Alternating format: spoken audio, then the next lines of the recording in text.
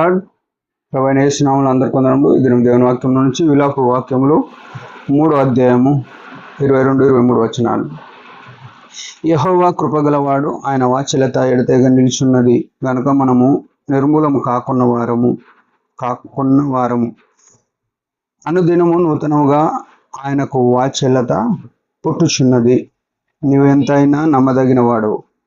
ప్రియమైన వాళ్ళారా, ఇక్కడ గమనించినట్టయితే ప్రభువును ఆరాధన చేయడానికి వచ్చిన మనము, ఎంతో ఘనముగా ఆరాధన చేయడానికి వచ్చిన మనము ఈ విషయాలు ఎరిగి ఆరాధన చేయాలి. యేసు ప్రభు మన కొరకు సిలువలో చనిపోయి తన చివరి రక్తం బొట్టు వరకు కార్చినాడు. ఆయన ప్రేమను పంచినాడు.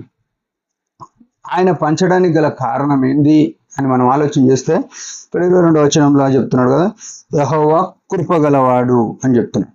కృప అనే మాట ఏం చూపిస్తుందంటే, మనము దేనికైతే పాత్రులము దాని నుంచి తప్పించడం. మన పాపములను బట్టి మరణము మనకు సంప్రాప్తమైంది.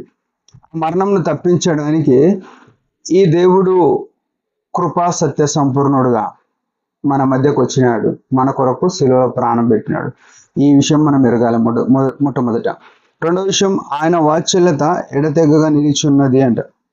ఆయనకు వాత్సల్యత అంటే, వాత్సల్యత అనే మాట మనకు అంత ఈజీగా అర్థం కాకపోవచ్చు. సపోజ్ మనము ఏదో ప్రయాణం చేస్తుంటే, ఉదాహరణకు మన ప్రయాణంలో పోతుంటే ఎవరో అవుటివారో లేకపోతే ఒక స్త్రీలో పసిపిల్లలో వారు అట్లా పోతూ పోతూ అనుకోకుండా జారి కింద పడిపోతే వాళ్ళు కొట్టుకుంటుంటే, అప్పుడు మనకు అరే ఇంత పెద్ద ప్రాబ్లం అయింది అని పరిగెత్తుకొని పోయి మనము లేపడానికి చూస్తాం కదా, అది వాత్సల్యం. మన పరిస్థితి కూడా చూస్తే ప్రతి దినము దేవునికి వ్యతిరేకమైన యోచన, చూపులు, చేతలు, నడకలు, మన ప్రవర్తన అంతా పాపమే ఉంది. ఎందుకంటే పాపపు నైజం మనలో ఉంది కాబట్టి. ఇటువంటి మన మీద ఆయన వాత్సల్యత ఎడతెగకుందంట. అంటే ప్రతి దినము ప్రతి క్షణము ఉంది, లేకపోతే మనం బతికి ఉండము అనే మాట చూపిస్తుంది. ఆయన వాత్సల్యత ఎడతెగు ఉంది కాబట్టి మనం నిర్మూలం కాకుండా ఉన్నాం.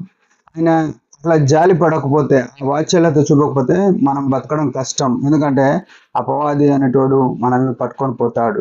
ఈ విషయం ఎరిగి మనం ఆరాధన చేయాలి. మూడో విషయం ఏంటంటే, అనుదినము నూతనముగా ఆయనకు వాత్సల్యత పుట్టుచున్నది. అంటే ప్రతి దినము కూడా నూతనంగా.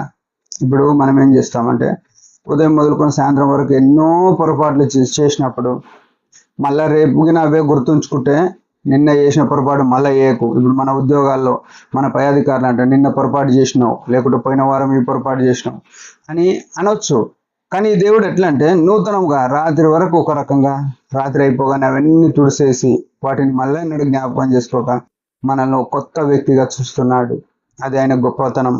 ఇట్లా ఎందుకంటే ఆయన నమ్మదగినవాడు, ఎంతైనా నమ్మదగినవాడు.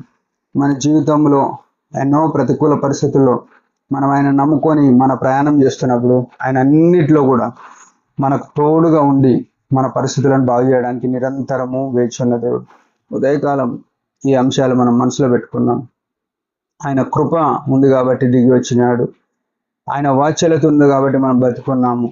ఆయనకు నూతనమైన వాత్సల్యత, నూతనంగా అంటే ప్రతిదినం మనల్ని కొత్తగా చూస్తున్నాడు కాబట్టి ఇంకా మనం కొనసాగగలుగుతున్నాం. ఆయనను ఎంత నమ్మినా నమ్మొచ్చు. అట్లాంటి దేవుడు. ఇవన్నీ మనం మనసులో పెట్టుకొని ఆత్మతో సత్యంతో ప్రభుని ఆరాధన చేద్దాం. దేవుడి మాట దీవించిన కాక చిన్న ఆరాధన. పరలోకపు తండ్రి, యేసు ప్రభు నామమును బట్టి వందనాలు. ఉదయకాలం ఇచ్చిన ఆయుష్ను బట్టి స్తుతిస్తున్నాం. నీ వాత్సల్యత, ఎడతెగని కృప అన్నిటిని బట్టి స్తుతిస్తూ మాకు కలుగజేసిన రక్షణ ఎంతైంది, మాకు ఇచ్చిన భద్రత, క్షమత గొప్పది. వాటన్నిటిని బట్టి ఏమి ఇవ్వలేక నా హృదయంలో కలిగిన కొద్ది స్తుతి ఆరాధన యేసు ప్రభు పాదముల చెంత సమర్పించుకుంటున్నాం తండ్రి. ఆమెన్. మీరందరి పరిచర్య గురించి భారంగా ప్రార్థన చేయండి. Praise the lord.